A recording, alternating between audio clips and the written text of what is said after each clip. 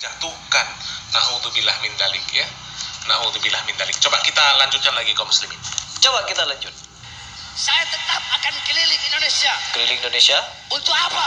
Untuk memenangkan kalian berdua. Tuh.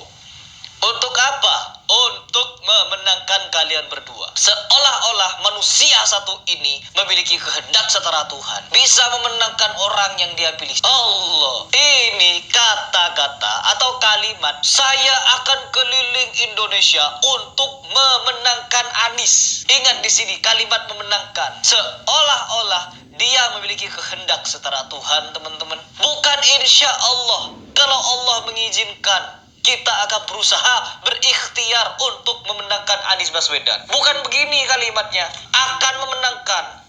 Seolah-olah pasti menang. Allah, mulut apa ini? Itu kalau orang Jawa bilang, itu abang-abang lambe tok ya. Cuma umdu, kegedean omongan. Ya. Ngomong mau keliling Indonesia, pret. Ya. Orang-orang seperti itu mau dipercaya apanya? Hah?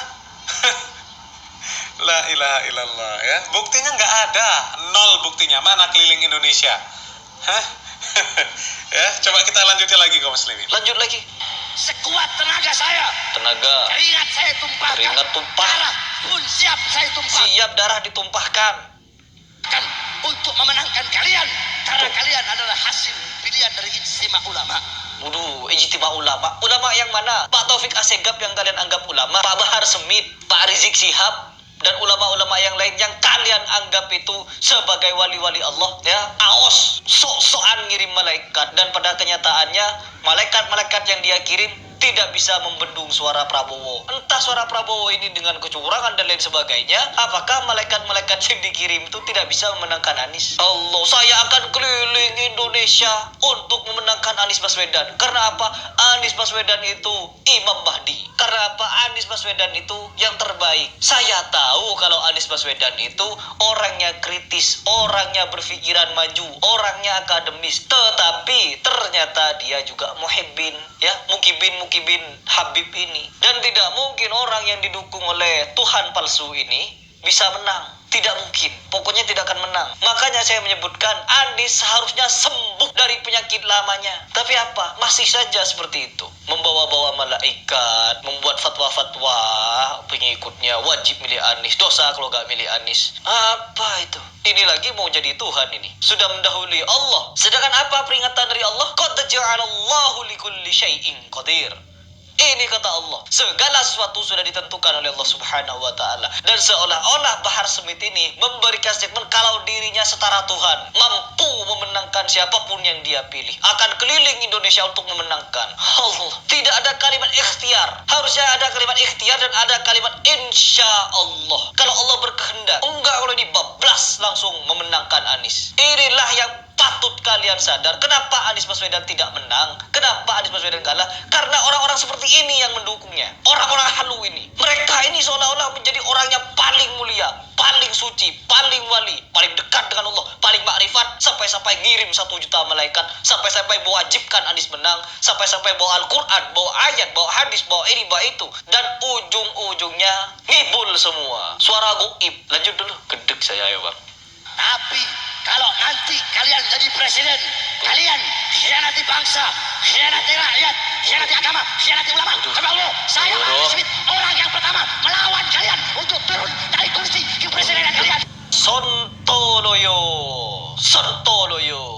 gedabers mulut orang ini. Seolah-olah karena sudah mau dimenangkan, nanti kalau kalian jadi presiden, kalau menentang hukum agama, menentang hukum dari ulama, menentang ini begitu, saya orang pertama yang akan menurunkan kalian. Memang orang-orang yang ditokohkan, dianggap sebagai pendakwah, dianggap sebagai ulama, ya, apakah itu Gus, Ustadz, Kiai, Habib, kalau sudah totalitas mendukung capres, itu akal sehatnya langsung hilang kaum muslimin. Coba, ya, nggak pendukung 01, nggak pendukung 02, nggak pendukung 03, sama, ya. Kalau mendukung totalitas, akalnya hilang mereka itu. Halunya tingkat tinggi, kemudian menghalalkan segala cara demi untuk memenangkan capres mereka. Ya, coba dipikir kaum muslimin. Ya, dipikir dengan akal yang sehat. Dari mana asalnya? Kok bisa-bisanya Nabi Khidir dikatakan mendukung salah satu capres? Ya, dari mana asalnya? Kemudian dikatakan hukumnya wajib memilih salah satu capres. Ada fatwa hukumnya wajib memilih salah satu capres. Ya. Kemudian dari mana ada dikatakan 1000 malaikat dikirim untuk mendukung capres? La ilaha illallah. Mbok otaknya dipakai lah ya, dipakai otaknya. Orang-orang seperti itu kok dianggap sebagai ulama, dianggap sebagai gus, dianggap sebagai kiai, dianggap sebagai habib zuriat Nabi. La ilaha illallah. Ya Allah, koplak ya. Coba kita lanjutkan lagi kaum muslimin. Ya, istighfar.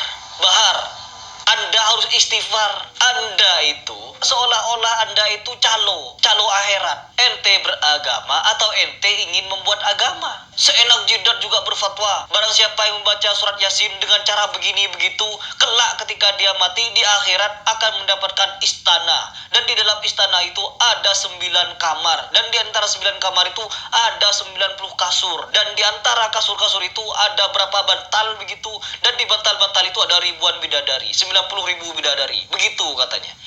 Ya, dalil dari mana itu? Menisbahkan sesuatu kepada Allah dengan kedustaan. Bukan cuma menisbahkan sesuatu, dia mau jadi Tuhan, mau menangkan Anies katanya. Bagaimana mungkin Anies bisa menang kalau didukung orang seperti ini? Saya yang dulu sempat mendukung Anies Baswedan, tidak respect lagi ketika dia melihat ketemu Habib ini, Habib itu, Habib ini, Habib itu. Prabowo juga demikian, didukung Habib Lutfi. Tapi Habib Lutfi tidak separah Bahar Smith ini. Gus Miftah meskipun juga halu, ya Allah, ini apa-apaan? Ya, mari kita bangkit dari kehaluan ini. Saya juga memanfaatkan momen Pilpres ini untuk berdakwah kepada kalian, mengingatkan kepada kalian kalau pernyataan Bahar Smith ini mengandung kesyirikan, mengandung provokasi dan lain sebagainya. Sampai mau berdarah-darah, siap menghunuskan pedang katanya. Coba kita simak satu video yang dimana dia siap membawa pedang katanya apabila Anies dicurangi. Ada kecurangan, bukan tidak. Maka rencong yang berbicara, saudara-saudara. Oh, tuh. Kalau ada kecurangan, bukan mulut yang berbicara, tapi rencong. Ya. Ya Allah, sudah didukung Wali, sudah didukung Abah Aos, sudah didukung Habib Rizik, sudah didukung Bahar Smith, sudah didukung Habib Taufik dan lain sebagainya. Tapi masih saja kalah. Udah teman-teman, kalian bisa berpikir sendiri. Silahkan komentar saja kalian di bawah. Bagaimana pendapat kalian mengenai orang yang seperti ini? Betul kaum muslimin ya. Jadi momen pesta politik yang seperti sekarang ini ya seharusnya menjadi pelajaran bagi kaum muslimin. Tidak apa-apa kaum muslimin kita fanatik, kita memiliki kriteria khusus untuk memilih seseorang sebagai calon pemimpin. Tidak apa-apa. Tapi jauhkanlah hal-hal yang dapat menimbulkan perpecahan. Jauhkanlah hal-hal yang isinya propaganda, isinya provokasi, isinya fitnah, apalagi sampai masalah agama dipelintir-pelintir seenak jidatnya ya, untuk memenuhi hasrat politik ya, untuk memenuhi syahwat politiknya.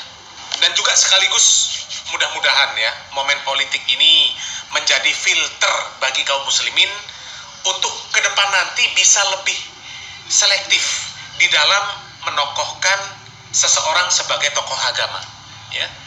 Kalau orang-orang yang terjun ke dunia politik apalagi sampai menghalalkan segala cara, provokasi, propaganda, apalagi sampai berkeyakinan-keyakinan halu ya, jangan diambil ilmunya ya. Jangan anggap mereka ulama, gus, ustadz, kiai, jangan. Ya.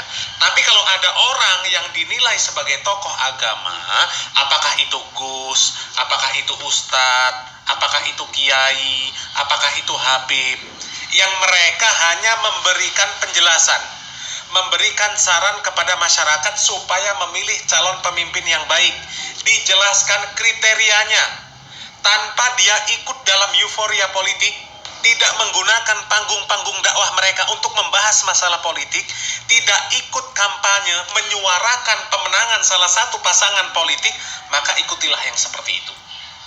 Insya Allah orang-orang yang berdakwah seperti itu ya, itu adalah orang-orang yang dakwahnya lurus, yang mengajak kaum muslimin untuk bersatu di atas agama Allah Subhanahu wa taala, bersatu di atas Al-Qur'an dan sunnah ala manhaj salaf, bukan mengajak kaum muslimin untuk masuk ke dalam kepentingan kelompok, partai, ormas, apalagi kepentingan pribadi ya. Mudah-mudahan kita selalu diberikan oleh Allah Subhanahu wa taala taufik dan hidayah, diistiqomahkan kita di atas agama Allah Subhanahu wa taala, di atas pemahaman yang hak sampai kita diwafatkan oleh Allah Subhanahu wa taala. Amin ya rabbal alamin. Mudah-mudahan bermanfaat. Salam waras, salam akal sehat. Barakallahu fikum.